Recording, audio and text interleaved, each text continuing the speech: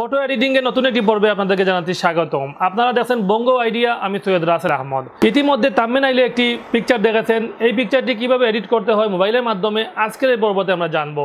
তাহলে চলুন ভিডিও শুরু করি। প্রথমেই আপনাদেরকে প্লে স্টোর থেকে পিক্সল্যাব নামে একটি অ্যাপস ডাউনলোড করতে হবে। আমি অ্যাপসটির লিঙ্ক ডিসক্রিপশনে দিয়ে দিব। যেহেতু আমার অ্যাপসটি ডাউনলোড করা আছে তাই অ্যাপসটি আমি ওপেন করছি। অ্যাপসটি ওপেন করার পর 4 নম্বর যে অপশন আছে স্প্রাইল নামে একটি অপশন, সেই অপশনে ক্লিক করবেন। সেই অপশনে ক্লিক করার পর আপনারা গ্যালারি থেকে একটি পিকচার সিলেক্ট করবেন। গ্যালারি থেকে পিকচার সিলেক্ট করার পর আপনারা দ্বিতীয় যে অপশন আছে সেই অপশনে ক্লিক করবেন এবং দেখবেন সাথে সাথে আপনার পিকচারে এই সেম ইফেক্ট চলে এসেছে।